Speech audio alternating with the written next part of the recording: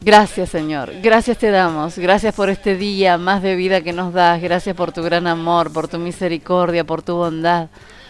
Gracias por estar ahí, Señor, por ser nuestro Dios, nuestro Padre, nuestro amigo, nuestro todo. Dios es nuestro todo, realmente. Bienvenidos, mis hermanos. Dios bendiga sus preciosas vidas en este lunes 11 de abril. Exactamente 4 minutos nos separan de las 20 horas aquí en La Plata, capital de la provincia de Buenos Aires, Argentina, transmitiendo a través del www.misioncristiana.com.ar a todas las naciones. Saludamos a todos los grupos: Águilas de Cristo, Misión Cristiana Evangélica, Piedra Viva, Águilas de Cristo y Jóvenes Sin Frontera. Dios esté bendiciendo a todos los hermanos que nos sintonizan, a mi preciosa amiga de Uruguay, Lorelei Chirucci, y a toda su preciosa familia que están ahí firmes todos los lunes escuchando el estudio, por supuesto, aprendiendo, anotando, escribiendo. Por eso le pido a todos y cada uno de ustedes que separen un cuadernito, unas hojitas.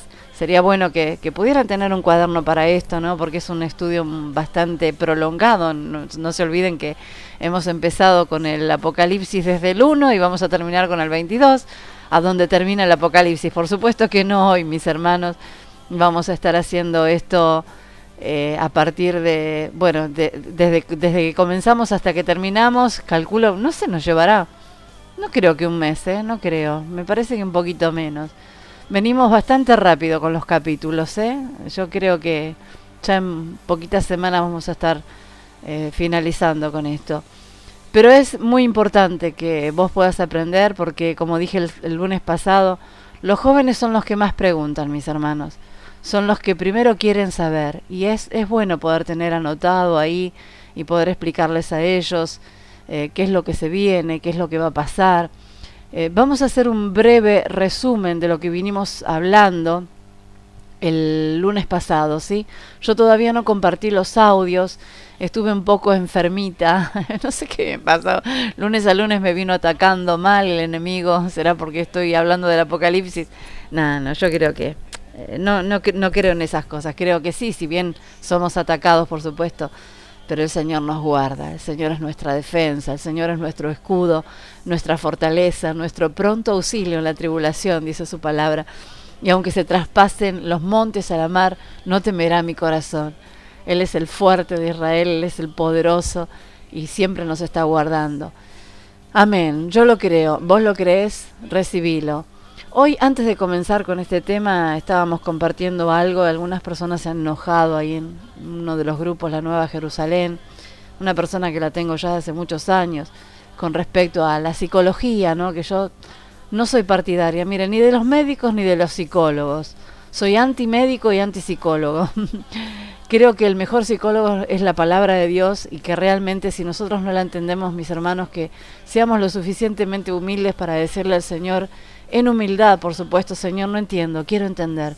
Es tan sencillo, mis hermanos. A veces parece que nos costara decirle eso al Señor. Y bueno, y ahí estuve tocando algunas mentes y corazones que les perturbó el hecho de que yo dijera de que la persona que realmente va al psicólogo es porque todavía tiene cuestiones pasionales no resueltas. Y yo creo que es así, porque a veces cuando no queremos renunciar a ciertas cosas o a nuestro yo, estamos dependiendo de los hombres, mis hermanos. Yo no digo que no haya un tiempo en el que una persona dependa de otra en cuanto a lo que tiene que ver con la Biblia, a lo que tiene que ver con la palabra de Dios y a lo que tiene que ver con esta nueva doctrina, ¿no? Por así llamarla, porque realmente es la doctrina de Jesucristo, que está basada en la piedad. O sea, ser cristiano no es fácil. De un día para el otro uno no es cristiano. Yo sé que de un día para el otro Dios puede sacarte del pecado, como lo hizo conmigo. De hecho, el Señor de un día para el otro me sacó del pecado, me sacó del alcohol, me sacó de las drogas, y lo puede hacer con cualquiera. A veces dicen, no es tan rápido. Sí es tan rápido. Cuando Dios actúa en tu vida, cuando vos realmente te humillás, cuando llegaste a un quebrantamiento total, donde vos te das cuenta que no podés más, que hasta ahí llegaste, que con tu vida ya no sabés qué hacer, entonces donde interviene el Espíritu Santo de Dios y te dice, bueno, ahora empezá a depender de mí. Y Él te va guiando a través de su palabra. Hay un sometimiento, mis hermanos, y eso tiene que llegar a la vida de las personas. Entonces, no podemos depender toda una vida de una persona. O sea, hay un tiempo. Yo calculo que un cristiano que realmente quiere someterse a Dios, mire, 3 años les es suficiente como para aprender y esmerarse en las cosas de Dios. No digo que vaya a ser maduro en 3 años, no, madurar, yo creo que todavía, miren, ni siquiera yo maduré. Y ya llevo más de 20 años sometiéndome al Señor. No se madura, yo creo que madurar, vamos a madurar en el cielo. Pero se va adquiriendo cierta madurez, ¿sí? En ciertas cosas. Lo que hacíamos ayer, no lo hacemos hoy. Entonces, si yo dependo de un hombre que continuamente me está confundiendo, no puedo depender de la palabra. Claro que por sí sola la palabra no la puedo comprender, pero la Biblia dice que si uno se humilla, Dios da entendimiento. Yo siempre recuerdo cuando estaba en esa iglesia, mis hermanos, donde había espíritus inmundos, donde yo cada vez que oraba y cerraba mis ojos, podía ver una lengua gigante, como la de los Rolling Stones, ¿vio? Esa que se ven en la remera, bueno, que se paseaba por mi cuerpo, espiritualmente lo digo, lo veía, yo lo veía espiritualmente eso. Y eso era porque Dios me estaba mostrando la fornicación que había en la iglesia. Y yo decía, Señor, ¿cómo puede ser? Me perturbaba. Cada vez que yo buscaba adoración, cada vez que yo buscaba la presencia de Dios, era cada vez más fuerte eso. Y es porque Dios me estaba mostrando eso. Y Dios lo va a hacer con vos, porque donde haya pecado, Dios te lo va a estar mostrando si vos te santificás. Dios te quiere santo, Dios te quiere puro, sin mancha alguna. Y eso no significa, o sea, uno al principio no lo entiende a Dios. Hasta que uno se va sometiendo cada vez más y va viendo que esas cosas las está mostrando el Espíritu por algo, mis hermanos. Entonces después te muestra las personas, no te muestra para que vos te jactes. Dios te muestra para que vos te santifiques aún más, para que ores por tus hermanos, para que ores específicamente por ellos y Dios los pueda convencer de pecado, de justicia y de juicio. Pero hay un tiempo, hay un lapso de tiempo en el que esa persona puede depender del otro, ya sea de un pastor, de un consejero. Sí, no sé, para mí psicólogo es una palabra muy especial. La psicología tiene que ver mucho con la mente, no con el corazón. Y yo creo que realmente es como la palabra de Dios dice, que de la abundancia del corazón habla la boca. Si yo limpio mi corazón cada día en la palabra de Dios, que es fuego purificador, es agua que me limpia, la misma palabra lo dice, que es medicina a mi alma, mis hermanos, la palabra lo está diciendo por sí sola. Entonces yo no voy a necesitar depender de un hombre. Sí que hay momentos de debilidad, hay momentos en que uno específicamente necesita ser enseñado por una persona también, pero hay un periodo de tiempo en el que tenemos que madurar, salir del cascarón y depender pura y exclusivamente de Cristo y vivir por fe, mis hermanos. Por eso dice la palabra de Dios, más el justo por la fe vivirá. Y si vivimos por fe, no vivimos sometidos a una persona, no vivimos por lo que nos dicen los demás, sino por lo que dice la palabra de Dios. Espero que esto haya quedado claro con respecto a la psicología. Yo la verdad que no la voy, se enojen o no se enojen algunos. Para mí el mejor psicólogo es Jesucristo y la mejor terapia es su palabra.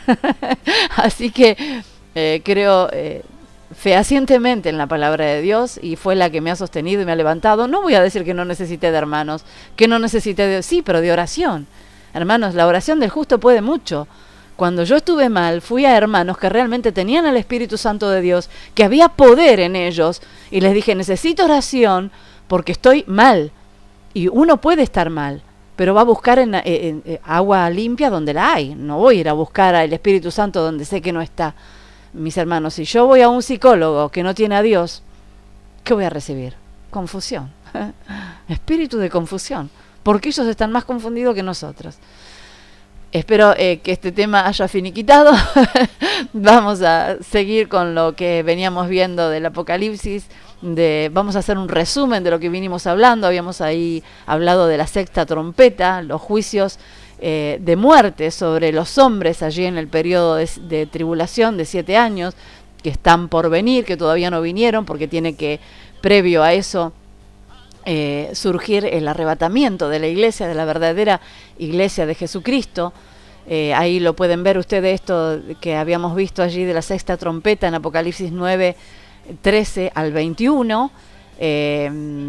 Bueno, después estuvimos viendo exactamente en la mitad de la tribulación, el periodo de la tribulación que se inicia allí en el capítulo 6, donde habíamos mencionado de que este era el anticristo, no el Señor Jesucristo, que muchos lo confunden con Apocalipsis 19, que no tiene nada que ver.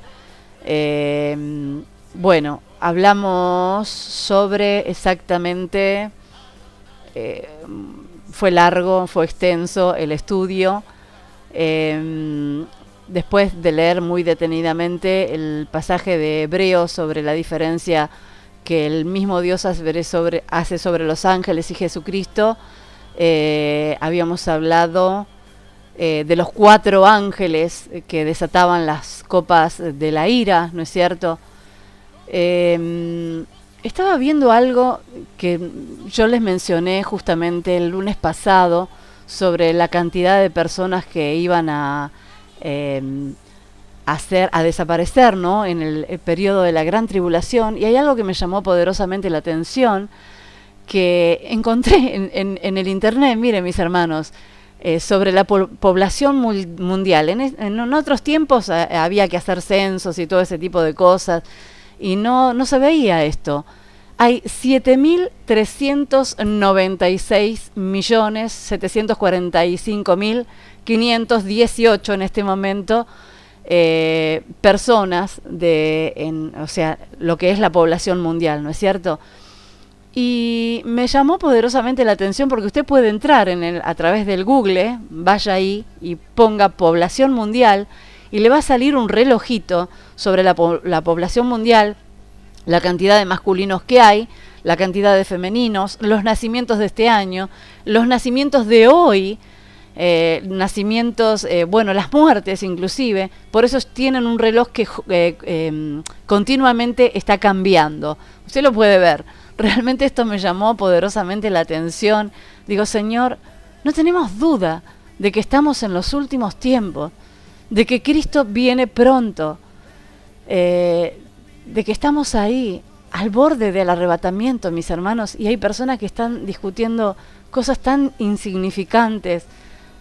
Cuando yo hablo vuelvo a la psicología, ¿no?, de estas cosas, es porque el Espíritu me marca estas cosas.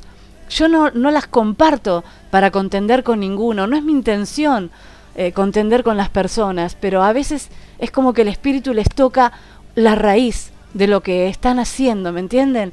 Entonces yo me doy cuenta de esas cosas, y esas personas es como que saltan en contra mía, y yo simplemente he sido puesta para compartir lo que Dios me da, y muchas veces me lo da a mí también.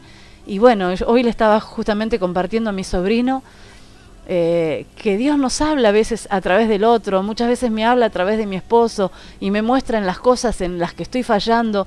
Y mis hermanos, eso es bueno, eso es necesario, no es para contender, no es para que nos enojemos el uno con el otro. Lamentablemente hay personas que se enojan mucho por estas cosas. Yo quiero poder compartir con ustedes la verdad de Cristo. Y la verdad muchas veces ofende. Y yo me he sentido tocada muchas veces cuando mi marido específicamente me tocaba puntos muy fuertes, muy hondos, ¿no es cierto? Porque Dios nos toca ahí, Dios nos toca muchas veces donde más nos duele. Pero es necesario, mis hermanos, es necesario todo esto. Y habíamos dejado a lo último, recuerdo, el templo. Habíamos hablado de varios templos. Hay diferentes posiciones con respecto a los templos, porque habíamos hablado de los 3 templos, ¿no es cierto? Que el primero fue el templo de Salomón. Lo que pasa es que hay diferentes puntos de vista con respecto a esto. ¿Y por qué digo puntos de vista? Porque la Biblia es una sola y nosotros vamos a interpretar lo que dice la palabra de Dios, ¿sí?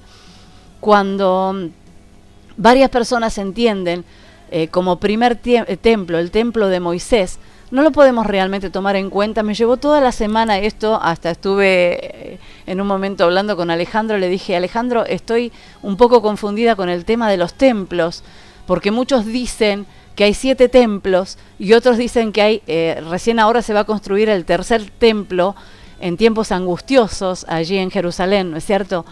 Y bueno, Alejandro me lo dejó bastante claro, pero no del todo, porque no tenía la Biblia ahí, así que Alejandro Fernández, te mando un besito y gracias.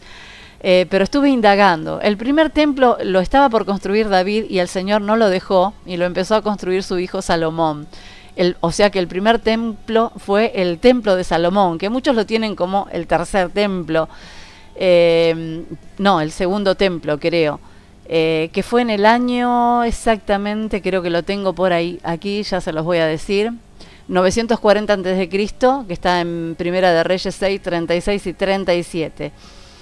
Y el segundo templo fue el de Zorobabel, o sea que el primero fue el de Salomón, el segundo del Zorobabel, que está allí en Ageo 1.1 y creo que en Ageo 2.23. Vayan tomando nota. Me costó memorizarlo, pero bueno, eso lo memoricé porque no lo tengo acá y no lo había encontrado. Y el tercer templo, mis hermanos, es el templo de que se va a construir en tiempos angustiosos, en tiempos de la gran tribulación. Después le voy a hablar el tercer templo espiritual. Vamos a hablar de este que se refiere literalmente al templo que será reconstruido al comienzo del periodo de la gran tribulación en Jerusalén, con Israel, una vez más instituyendo los sacrificios, porque ellos pararon ahora con los sacrificios de animales. Eso lo puede ver allí en Daniel, que lo profetizó 500 años antes de Cristo, allí en Daniel 9:27. Al comienzo de la tribulación, el pueblo judío firmará un pacto con el anticristo y construirán el tercer templo. Muchos me estaban preguntando, inclusive Martita Bertinat, que me preguntaba si el tercer templo iba a ser construido ahora. No, va a ser construido después de que la iglesia se haya ido, después de que nosotros, mis hermanos, nos hayamos ido. ¿Vos te das por incluido? Yo sí, yo me voy con Cristo, acá no me quedo. No, Señor. La Biblia no nos obliga a construir templos para adorar a Dios. Los templos, Dios no habita en templos hechos de manos de hombres, sino en el corazón de aquel que lo deja entrar. Antes de seguir con este templo, yo te quiero hablar de ese templo del que habla Dios, de ese templo espiritual. La Biblia dice: al que venciere, yo lo haré columna en el templo de mi Dios, y nunca más saldrá de allí. Y escribiré sobre él el nombre de mi Dios, y el nombre de la ciudad de mi Dios, la nueva Jerusalén, la cual desciende del cielo de mi Dios, y mi nombre nuevo. En el reinado de los 1000 años de Cristo y en la nueva Jerusalén ya no habrá necesidad de un templo físico para adorar a Dios, ya que el templo celestial somos todos los redimidos de la iglesia triunfante, Cristo y Dios mismo, que es Él. Apocalipsis 3:12, 11:19, 14:17, 21:3, 21 y 22. Es tremendo, mis hermanos. Ese es el templo que Dios quiere. Hoy Dios habita en este templo, en tu corazón y en el mío, si vos lo dejás. Dios, como lo dije recién, no habita en templos hechos de mano de hombre, sino en el corazón de aquel que lo deja entrar. Por eso la palabra de Dios dice: el que destruye este templo, Dios lo destruirá a él. Como dijimos, que la Biblia no nos obliga a construir templos hechos de manos de hombres, si bien necesitamos un lugar donde congregarnos, un lugar donde reunirnos, no necesariamente tiene que ser un templo, puede ser en una casa. Antes se hacía en las casas y no por eso vas a estar en falta delante de Dios. Al contrario, la relación tiene que ser personal, tuya con Cristo, sin intermediarios. Dios quiere tu corazón, Dios quiere tu vida, Dios quiere que vos seas uno con Él. La palabra de Dios dice: el que se une a Dios, un espíritu es con Él. Por eso es necesario, mis hermanos, que realmente lo conozcamos como Él merece ser conocido, ¿sí? Al apóstol Juan, le fueron mostrados 2 templos, uno en el cielo y otro en la tierra. La hostigada iglesia militante es aquí el templo de Jerusalén, el cual es el que será medido para ser protegido por Dios. ¿Vieron que dice que fue medido el templo porque Dios lo quería con ciertas dimensiones? Bueno, exactamente es por esto. El cual será medido para ser protegido por Dios, porque el patio de afuera del templo, o sea, los gentiles, ¿Quiénes son los gentiles? Los gentiles son los tibios, los que se encuentran al borde de la iglesia, los que lamentablemente quedan excluidos de la medición, significando que serán juzgados para la condenación eterna. Estos últimos van a pisotear la ciudad santa de Jerusalén, o sea que van a perseguir a la iglesia creyente durante los primeros 3 años y medio de la tribulación, a los que creyeron, o sea, a los que quedaron, ¿sí? Haciendo referencia al periodo en el que finalizará el tiempo de los gentiles. Eso lo puede ver allí, anótelo en San Mateo 21, 24. La referencia que se hace al altar, en este caso, no se refiere al altar del incienso, que son las oraciones de los santos, sino al altar del holocausto. En la antigüedad, la sangre del cordero ofrecido en sacrificio por los pecados era derramada debajo del altar del holocausto, Levítico 4:7. La expiación o perdón se consigue por la muerte de una víctima y no por su vida. La sangre se usa más frecuentemente en el sentido de muerte por violencia que en ningún otro sentido. Por lo tanto, los sacrificios eran eficaces en virtud de la muerte de la víctima. Por eso era necesario que el Señor Jesucristo muriera por todos nosotros. El sacrificio de la muerte de Jesucristo en la cruz nos garantiza que los que hemos creído en Él somos salvos, o por decirlo en el mismo sentido, somos medidos. Hemos sido sellados y apartados para Cristo de la misma forma que van a ser medidos los que representan el templo en el altar, como lo dijimos allí en capítulo 11:1. Apocalipsis 6:9, Juan ve bajo el altar las almas de los que habían sido muertos por causa de la palabra de Dios y por el testimonio que tenían. Y daré a mis 2 testigos que profeticen por 1260 días vestidos de cilicio, dice allí en capítulo 11, versículo 3, los 2 testigos. Eso es lo que vamos a estar viendo ahí en un ratito nada más, después de escuchar una alabanza, de escuchar una adoración. Vamos a buscar, vamos a compartir este de Barak, Espíritu Santo. Lo compartimos ahora. Amén. En un ratito volvemos con el segundo bloque. Desesperado por ti. Sí, Señor, estamos desesperados por ti. Llénanos de tu gracia, de tu amor, de tu bondad. Te necesitamos, Señor. Espera beber de ti. Te amamos, Rey. Cuando tu gloria desciende a un lugar, toda la tierra tiene que adorar. Resucitan los muertos, se sanan enfermos por tu poder. Queremos de ti, Sí, llénanos Señor. de ti. Espíritu Santo, envuélvenos en ti. Derrama tu gloria. Derrama tu gloria sobre cada corazón, Señor. Esperamos por ti. Ven, Señor. Ven.